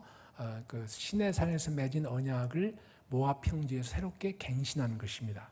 근데 5장 3절에 보면은 그 제일 마지막에 제가 인용을 했습니다만은 아주 참 특이한 표현이 있습니다. 이 언약은 이렇게 말해요. 이 언약, 그건 뭘 가리키느냐면 이건 호렙산에서 맺은 신의 언약을 가리킵니다. 모세 언약을 가리켜요. 근데 이 언약은 여호와께서 우리 조상들과 세우신 것이 아니다. 이렇게 말해요. 우리 조상들과 세우신 것이 아니다. 여기서 조상이 누구냐? 이렇게 말할 때 옛날 아브라함과 노아 시대 이런 사람과 세운 것이 아니다. 이런 뜻으로도 이제 합리적으로 이제 본리는 사람 보지만은, 그러나 분명한 것은 이 호렙산에서 모세를 비롯한 지도자들, 백성들, 그들도 포함됐다. 그들도 가르친다라는 것은 분명한 사실이에요. 그러면서 하는 얘기가 우리 조상과 맺은 것이 아니다라고 말을 하면서 누구와 맺었냐? 오늘 이건 시간이죠. 여기 장소죠. 살아있는 우리 대상이죠. 곧 우리. 지금 여러 번 말했어요. 이게 히브리어는 더 요소가 많게 이렇게 말하고 있는데 이게 지금 얼마나 현존성을 강조하고 있냐. 이 언약을 통해서 나타나는 하나님의 나라, 언약을 통해서 이루어지는 하나님의 신실함, 언약을 통해서 이루어지는 그 약속들, 이런 것들의 경험은 옛날 사람들의, 우리 조상들이 그렇게 한 건 사실이다. 그러나 지금 그것을 경험하는 우리, 이것은 옛날 것으로 치부할 것이 결코 아니고 오늘 여기 살아있는 우리, 곧 우리와 세우신 것이다. 이렇게 말함으로써 언약의 현존성을 말하고 있고 언약을 통해서 임하는 하나님의 나라의 현존성, 시대마다 장소마다 어느 때마다 항상 거기 프레젠트 있을 뿐만 아니라 프레젠트 리얼리티, 거기 계시는 참된 실체로서 우리 가운데 있는 그 나라의 성격을 잘 보여주고 있습니다. 우리가 참 살아가면서 혹은 신앙생활을 하면서 나름대로의 가치관과 소위 패러다임을 가지고 있습니다. 이 세상이 무엇이냐, 또 가치관들을 가지고 있습니다. 이 세상 가장 중요한 것이 무엇이냐, 이런 것들을 가르치고 있습니다. 성경에서 제시하는 이 가장 우리가 가장 포괄적이면서 가장 정확하고 하나님의 작정과 부합되면서 실제인 그러한 패러다임입니다. 엉뚱한 패러다임을 쫓아가가지고는 근데 이 세상은 전투다, 맨 싸우게 되고 또 이 세상은 아무것도 허무다라고 해서 그냥 지내고, 이런 패러다임 가지고는 제대로 하나님의 백성의 삶을 살 수 없고 의미 있는, 가치 있는 그런 삶을 살아낼 수가 없다, 신앙생활을 할 수 없다라고 할 때 핵심적인 가치를 보여줄 수 있는 그런 정확한 패러다임, 성경적이고 신학적으로 개혁적인 패러다임을 가져야 될 터인데, 오늘 제가 제시하고 있는 그 패러다임은 바로 하나님 나라라고 하는 패러다임입니다. 성경에 제시된 하나님 나라의 패러다임을 따를 때 또 그것을 통해서 세상과 또 교회와 우리의 경험을 해석하고 또 우리의 사명을 이해할 때 그것은 하나님 뜻에 가장 부합된 것이고, 또 그것을 통해서 우리는 하나님 나라의 그 현존성을 늘 경험할 수 있다. 지금 이 자리에 바로 우리와 함께 계시는 물리적이고 양적인 그러한 개념이 아니라 본질적이고 질적이며 동력적이고 변화와 함께 영원성과 보편성을 가지는 이런 나라가 바로 이 가운데 있는 가장 근본적이고 실질적인 리얼리티다. 이 3차원의 시공간, 이것도 참 리얼리티죠. 이건 벗어날 길이 없죠, 누구도. 그러나 어떤 면에서는 그것보다도 더 본질적이고 깊은 영적인 가진 리얼리티가 뭐냐? 이것은 바로 하나님의 나라, 하나님이 계신 것이 확실한 것처럼 그가 계신 곳에는 그의 뜻이 있고 뜻의 펼침이 있고 뜻의 순종이 있고 뜻의 계시가 있고 그런 가운데 하나님 나라가 이루어져 가는데, 제가 오늘 강조하고자 했던 것은 이것은 언제나 현존한다. 언제나 현존한다. 그런데 제가 이제 서론에 했던 거 조금 더 맞물려서 얘기를 한다면 현존의 성격이 뭐냐, 하나님의 통치의 성격이 뭐냐, 이것을 정말 잘 이해를 해야 될 것 같습니다. 이 세상에서 창세기를 또 구약을 오해해서 이 세상에서 잘 먹고 잘 사는 것이 축복의 전부인 것처럼 어느덧 그거 아니라고 생각했고 졸업했다고 생각했는데 많은 분들이 거기에 매여 있는 모습들을 보게 되는 것이죠. 얼마 전에 홍정길 목사님이 이런 얘기 그런 얘기 했다고 그러죠. 이제 많은 분들이 마치 하나님 나라가 없는 것처럼, 나중에 하나님 나라의 심판대에 서지 않을 것처럼 그렇게 살아간다라는 말을 했다는 얘기를 제가 들었습니다만은, 이것이 과거의 구약의 하나님 나라든 또 나중에 장차 경험할 그러한 하나님의 나라든 그 나라는 우리 가운데 현존한다. 과거의 미래의 하나님 나라에는 또 현존한다. 미래의 하나님 나라도 현존한다. 이것은 이제 바울도 아주 잘 말씀하고 있는 모습을 이제 보게 됩니다. 이제 제가 바울도 보면은 디모데후서 4장 1절에서 이렇게 말합니다. 하나님 앞과 산자와 죽은 자를 심판하실 그리스도 예수 앞에서 그가 나타나실 것과 그의 나라를 두고 엄히 명하노니. 이것은 분명히 미래의 하나님 나라를 염두에 두면서 그 나라를 두고 엄히 명하노니 너는 말씀을 전하라. 하나님의 나라의 복음을 전하라. 이렇게 해석을 하게 될 때 이것이야말로 하나님 나라는 물론 미래에 있습니다. 그러나 이것은 그냥 크로노스 개념의 미래, 이것이 아니라 미래의 하나님 나라도 카이로스적으로 현재의 우리와 있어서 그것이 나로 하여금 하나님께 순종케 하고 그 나라를 사모하게 하고 그 나라를 향하여 오늘의 나그네 길을 가게 하는 그런 의미에 있어서 현존하는 것이고, 과거 역사하신 그 모든 역사들도 아브라함과 이삭과 야곱의 하나님, 그 동일하신 하나님이 오늘날 똑같은 은혜와 더 능력 있는 역사로 함께 하시길 것이기에, 그러기에 하나님 나라는 언제라도 현존한다. 어거스틴인가요? 모든 시제, 과거, 현재, 미래는 하나님 앞에서 항상 영원하다라고 하는 것. 하나님이 영원하시기 때문에 그의 나라도 영원하다 하는 점. 그리고 그의 통치는 물론 세상 나라를 통해서도 보편적 일반적인 가운데 나타나지만은 핵심적으로 그의 나라는 과거 이스라엘을 다스렸던 그 원리 그대로 의의 나라요, 평화의 나라요. 참 영광권, 영원한 나라. 그것이 오늘날도 동일하게 그 내용을 핵심으로 가지고 있다는 점이죠. 이 땅의 그리스도인들이 하나님 나라를 이루면서 살아갈 때에 이 점을 유념해야 될 것입니다. 세상에서 세상보다 잘 되는 것이 하나님 나라의 개념이 아니라 전혀 새로운 나라, 세상과 세상의 대안적인 온전한 나라, 하나님이 통치한 패러다임, 새로운 패러다임의 제시로서의 하나님 나라. 이것이 하나님 나라의 본질이고, 그리고 하나님 나라는 늘 현존하고 역사하며 우리의 변화를 요청하고 헌신을 요청하며 순종 가운데 그 약속이 풍성하게 이루어지는 것이 하나님의 나라고 그 현존성이다. 그 현존한다는 사실뿐만 아니라 현존성의 의미와 그 개념에 대해서는 제가 시간상 다 하진 못했습니다만은 오늘 저는 하여튼 구약에서도 하나님 백성은 하나님의 현존성 가운데 순종하고 살 요청받았고, 특별히 노아, 에노, 다윗 이런 모든 믿음의 선진들은 그 현존성 앞에 순종하며 그 임재를 누리고 살아갔던 신앙인의 표본이었다 하는 점을 강조하고자 합니다. 제가 좀 시간 조금 다 이렇게 안 하고 좀 시간 빨리 끝낸 것은 좀 함께 좀 얘기하고 저도 듣고 질문을 좀 받고 이러기 위해서 조금 더 일찍 끝냈습니다. 질문 있으시면 또 함께 나눌 말씀 있으시면 말씀해 주시면 감사하겠습니다.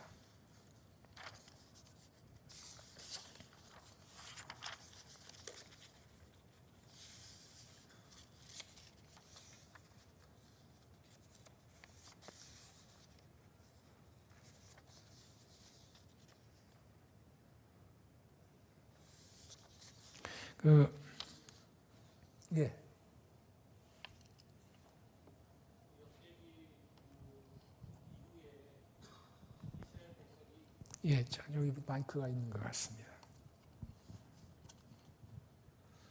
역대기 이후에 이스라엘 백성들의 그 하나님 나라에 대한 현존성을 그 삶 가운데서 그렇게 일반적으로 그렇게 드러내거나 또 그러한 것이 옳다 하는 선지자들의 말에 귀 기울여 살았다라고 한다면 그게 미래성까지 같이 결부된 것을 의미하는 겁니까? 미래성까지. 예. 지금 우리는 그걸 대체적으로 그 종말론적으로 이렇게 이해하려고 하는 습성이 있지 않습니까?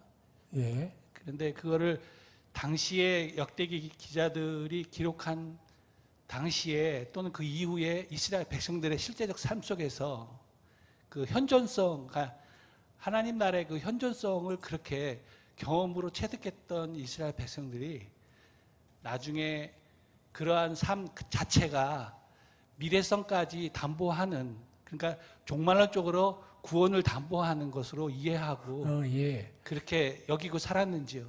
그거 이제 제가 두 가지로 답변을 좀 드릴 수 있을 것 같아요. 이제 예를 들어서 포로 후 공동체, 포로 이후 공동체에 대해서 이제 여러 이제 그 예언자들도 있고 그 역사가로서는 이제 역대기 기자가 이제 대표적이죠. 근데 이제 선지자와 또 다른 근데 에스라, 느헤미야 같은 경우에 에스라, 느헤미야는 포로 후기 공동체를 율법의 순종을 통해서 이제 세워가려는 이런 특징을 이제 가지고 있지 않습니까? 그걸 통해서 예컨대 에스라, 느헤미야와 대표되고 거기에 동조하고 또 그 나라를 통해 성벽을 통해서 하나님 나라를 확립하고 율법의 순종을 통해서 그의 통치를 확립하고자 하는 이런 사람들은 신실한 하나님의 백성이었다. 당시에 그렇게 말할 수 있겠고, 그들은 바로 에스라와 느헤미야의 역사에 동참함으로써 포로 후기에 지속된 하나님 나라의 통치에 참여한 사람들이었다. 이제 너무나 분명히 그렇게 말할 수 있을 것 같아요.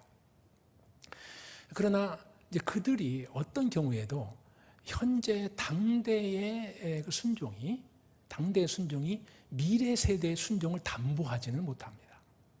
그렇죠? 그러면 어떻게 되냐? 그러면은 그 불순종하는 세대는 멸망 끝이냐? 근데 그건 아니죠. 그게 이제 이사야 신학의 위대한 점이죠. 물론 그 이전에도 있었지만은 이사야 신학적 특징 가운데 하나가 이제 남은 자 사상이거든요. 하나님의 나라가 남은 자를 통해서 계속해 나간다 하는 점이죠. 이것은 이제 히브리서에도 좀 이제 그런 개념이 있는 줄로 이해합니다만은 어쨌든 어떤 세상, 심지어는 북쪽 이스라엘, 역대기에서는 북쪽 이스라엘을 사실상 나라로 인정을 안 해요. 언급도 거의 없으니까 연관된 것 밖에는. 그러나 그럼에도 불구하고 하나님 나라를 인정하는 측면은 뭐냐면은 그들 가운데 하나님 말씀과 하나님의 성전을 사모해서 남쪽으로 내려와서 함께 경배하는 사람들, 이 사람들은 빠짐없이 언급을 하고 있어요. 이것도 그들이 하나님의 백성이라는 점이죠. 그들도 하나님 나라를 경험하는 것이고 하나님의 통치 가운데 있는 것이다. 이렇게 말할 수 있겠습니다. 그래서 이제 결론적으로 지금 묻고자 하는 질문을 제가 정확히 이해했는지 잘 모르겠습니다만은, 첫 번째, 하나님의 구약에서 언제라도 제가 그렇게 하는 건 원리로 제시되어 있고 그런 사람들이 있었다는 것이지, 항상 넉넉하게 100% 백성들이 그렇게 살았다, 전혀 그런 뜻이 아닌 것은 너무나 명확한 것이고요. 또 그러지 않고 또 뭐 심판의 시대도 있었고 멸망할 때도 있었지만은, 그러나 하나님 나라가 계속된 것은 거룩한 씨를 통해서뿐만 아니라 또 남은 경건한 하나님의 백성들을 통해서 이 나라가 유지될 수 있었다 하는 점이죠. 그래서 이 나라의 동의는 물론 백성의 순종을 요청하지만은 이 나라의 동의과 그 기초는 하나님의 주권적인 나라에 대한 확신이고 약속이고 또 경륜이지, 백성들의 순종 자체가 기반은 아니다. 기반은 아니다.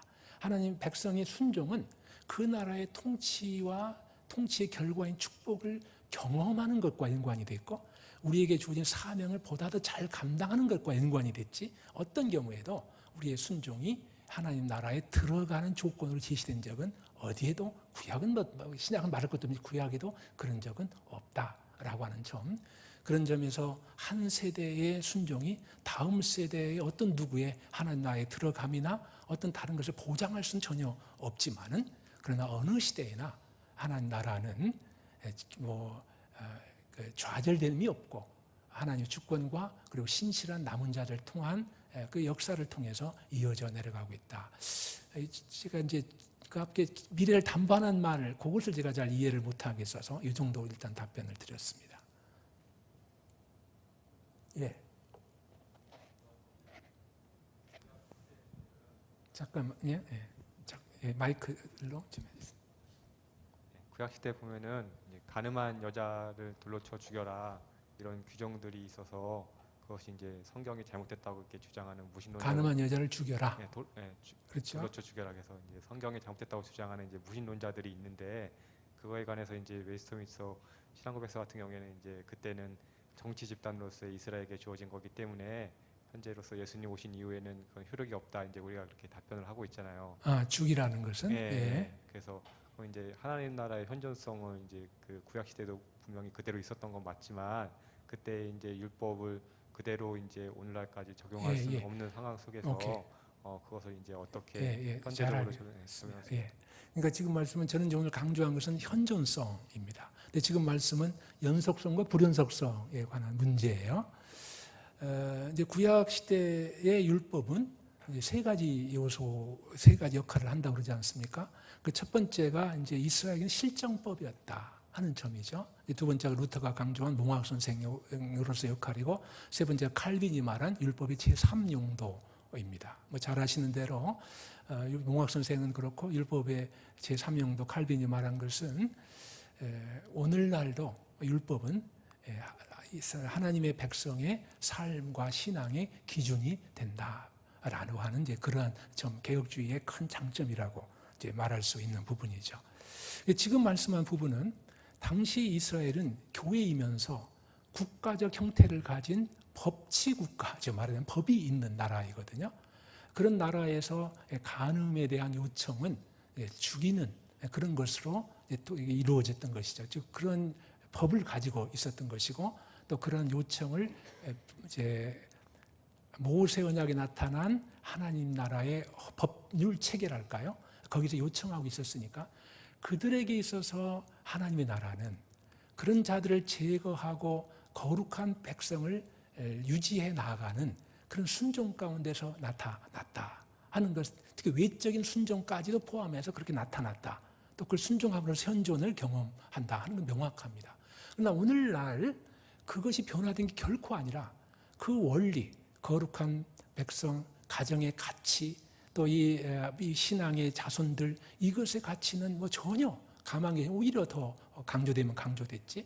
그런 가운데 다만 이제 평법을 처하느냐 마느냐 하는 점은 예수님께서 설명하셨다시피 이것은 그 율법의 역할과 성령의 역사와 그리고 그리스도의 경륜과 관계에 있어서 오늘날은 잘못이고, 또 그것이 이제 나라에 따라서는 다양한 그런 법 제재가 있지만은 분명한 것은 죄라는 거, 형법적으로 죄인 데가 있고, 또한 도덕적으로 죄라고 하는 것은 말할 것도 없고, 특별히 하나님 앞에서 죄라 하는 점에서 너무나 명료하고, 그런 점에 있어서는 그것은 벌받아야 마땅한 행위다 하는 그 기본적인 것은 전혀 변화가 없는 것이죠.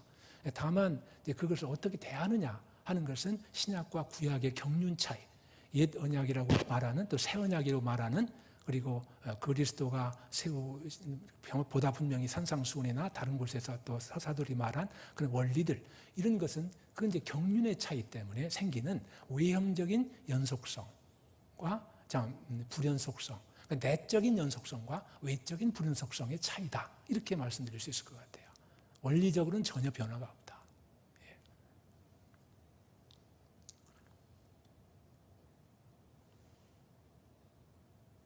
좋은 질문들 주셔서 감사합니다. 또 저기 못 봤네. 한 분만 받도록 하겠습니다. 약간 동떨어진 얘기인지 예. 모르지만 제가 궁금해서 하나 좀 여쭤보려고요. 복음? 여쭤보려고요. 예. 다름이 아니라 방금 말씀하셨듯이 우리가 순종이 구원을 담보하진 않지 않습니까?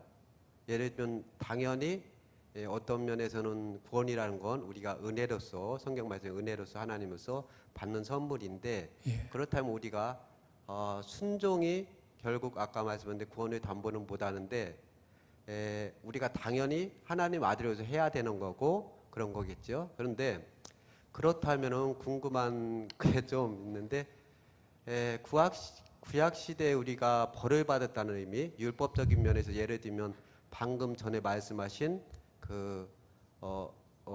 만약에 간음한 자를 쳐 죽이라는 율법 있지 않습니까? 어쩌면 간음한 자는 쳐 죽이라는 율법인데, 그래서 죽은 사람들도 있겠고, 구약시대 정말 하나님의 직접 진노하심으로써 인간에 의해서 하는 죽은 사람도 있지 않습니까? 크게 형벌이 그렇게 있다고 나눠 볼 때 우리가 지금 얘기할 때 간음해서 죽은 자들, 예를 들면 한 예로 그런 사람들이 꼭 예를 들면 나중에 먼 저 세상에서 정말로 그 사람이 구원을 못 받는다고 할 수 없지 않을까, 이런 쪽의 성경 말씀을 갖고 있는 건가요? 지금 제 질문의 요지가 좀 이제 벗어났는데 제가 그러니까 궁금해서 이게 벗어난 건 상관없고요. 네. 지금 질문 자체 요지를 조금 간단하게 좀. 간단히 뭐냐면요, 율법적인 것에서 제가 묻고 싶은 거예요. 예를 들면 간단히 구약 시대에 우리가 형벌을 받은 게 두 가지로 나눠본다면, 하나는 하나님께서 진노하시면 직접적으로 하늘에서 불이 내려온다, 이런 형벌이 예. 있겠고, 예. 두 번째로 지금 얘기했던 율법 있지 않습니까? 예. 한 예로 간음한 자를 쳐 죽여라. 예. 정말로 그 시대에 간음했을 때 여자가 쳐 죽여서, 사람들한테 쳐 죽여서 죽은 사람 있지 않습니까? 예. 이런 두 가지 형벌을 봤을 때 굳이 제가 나눈 겁니다. 하나님께서 직접 불을 내려서 형벌을 받은 사람이 있겠고, 우리가 하나님 믿는 자로서 율법을 지키지 않아서 사람들에 의해서 쳐 죽인 사람도 있는데, 아까 말했듯이 구원이 순종, 우리가 구원의 담보는 되지 않습니까? 담보는 되지 않잖아요. 그럼 우리가 율법을 지킨다는 문제는 하나님 마땅해서 이 땅에서 지키는 것뿐이지, 그걸 인해서 간음해서 쳐 죽였다 해서 그게 직접적으로 저 구원해서 그 사람들은 그 사람 하나님한테 버림 못 받고 죽은 자들 그런 개념은 제가 아니라고 대충 성경 보는 알 것 겁니까? 같은데요. 조금 제가 잘못 이해하고 답변이 좀 엉뚱했으면 이따 식사 시간이면 잠깐 더 오셔서 확인해 주시기 바라고요. 제 1차적인 답변은 이것입니다. 그러니까는 근데 구약에서 하나님 백성 됨은 뭐냐? 결국 그 문제예요. 구약에서 구원받았다 하면 뭐냐? 이것이거든요. 구약에서 하나님 백성 되면 할례를 받으면 된다, 이런 생각은 그건 구약 자체의 뜻과는 거리가 멀다 하는 것이에요. 그들이 그저 혈통적으로 났으니까 하나님 백성이다, 그저 할례 받았으니까 하나님 백성이다, 그건 아니에요. 아브라함 때도 아브라함의 씨나 이런 사람뿐만 아니라 그저 거기서 길리운 사람, 사온 사람 몽땅 다 받았어요. 이건 좀 폭넓은 의미에서의 언약 관계를 말하는 것이고, 그런 의미에서 그것만 봐도 그렇고, 다른 때도 예컨대 할례 억지로 받게 한 경우 있잖아요. 세겜에서 야곱이. 그럼 그 억지로 받은 할례가 그 사람 다 구원받으니까 세겜 사람들? 전혀 아니거든요. 이것은 믿음을 수반한 할례, 그것을 요청하는 것이고, 특히 할례가 8일 만에 받았기 때문에 당사자에 관한 한 오늘날 유아 세례와 똑같은 식으로 이해를 하면은 착오가 없습니다. 그런 측면에서 구약의 하나님 나라의 백성됨은 그저 혈육적이거나 그저 의식적으로 하려면 행하면 하나님 백성이고 그 사람 곧 구원받는다, 이런 개념은 아니다 하는 점. 그렇기 때문에 예를 들어서 어떤 사람이 하나님 직접적인 형벌을 받았다, 혹은 제도적인 형벌을 받았다, 이런 사람들 구원이 담보되냐, 이렇게 할 때 공동체에서의 추방과 공동체 안에서의 이런 것들은 이제 구약에서는 대부분 다 말하자면은 이것이 제대로 된 하나님 나라의 뜻을 잘 반영한 그런 공동체 추방 받았으면 이 오늘날 권증의 효과와 똑같은 그런 것으로서 그 영향이 미치는 것이죠, 당연히. 그러나 단지 또 그렇게 했다고 해서 형식상 그 사람의 구원이 막혔다, 그 구원이 안 받았다 이렇게 단적으로 말하기는 어려운 측면이 있습니다. 왜냐하면 결국 이 구원은 구약도 마찬가지로 저는 믿는데 하나님을 믿는 백성이냐 아니냐라는 측면에서 고찰을 해야 되는데, 이 하나님 백성됨은 아브라함의 경우에서 보듯이 믿음의 의로 여기신 거기에 기반하는 것이지 그가 좀 잘못하면은 지옥 가고 그가 좀 잘하면 천국 가고 하는 것이 아닌 것은 그 족장들만 봐도 알 수 있어요. 족장들의 삶의 기준과 이런 것들은 어떤 경우에는 정말 답답한 경우가 많고, 이런 사람도 구원하는가, 위로를 받을 위로를 줄 이런 것들도 많이 있거든요. 그런 측면에서 그 구약에 나타난 구약의 구원의 의미와 하나님 백성됨, 그리고 그들이 받은 징계와 하나님 나라에 들어감, 이 관계는 이것은 첫 번째 표면적으로는 케이스 바이 케이스로 봐야 된다. 왜냐하면 믿음의 원리가 작동되고 하나님 백성됨의 원리가 어떤 것인지를 봐야 되기 때문에 우선 케이스 바이 케이스로 면밀히 검토해야 된다 하는 측면이 하나 있고, 또 하나는 언제라도 구약은 제도요 형식으로 구원받았고 또 신약은 영적이고 또 어떤 다른 더 심오한 진리로 구원받았다라고 이원론적인 그런 접근은 전혀 성경적이지 않다. 성경이지 않다. 우선 이 말씀을 드리고요. 보다 묻고자 하는 더 다른 뭐가 더 깊은 것이 제가 좀 잘 미스한 것이 있으면 이따가 좀 오셔서 말씀해 주시면 좋겠습니다. 시간이 넘어서 제가 그렇게밖에 답변을 못 드리겠습니다. 자, 이렇게 이제 아쉽지만은 제가 하나님 나라의 현존성, 우리가 지금 하나님 나라의 통치를 받고 있다 하는 우리가 모르는 바는 아니지만은 그것의 중요성과 그리고 그것의 그 엄중함, 그리고 그 축복과 그 모든 것들, 이런 것들을 새롭게 인식하는 것이 교회를 새롭게 하고 이 시대를 살아가는 우리 한국 교회가 참 하나님 나라의 증시, 하나님 나라를 이제 드러내 보이는 전시실로서의 역할을 할 수 있을 것이다 하는, 그리고 이 일에 우리 목사님들과 더불어 함께 동참했으면 좋겠다. 좀 교인들 가르치고 또 교회를 세워가는 일에 여러분이 수고하시는 그 일에 조금 좀 도움이 됐으면 좋겠다 하는 그런 생각으로 말씀을 드렸습니다. 감사합니다.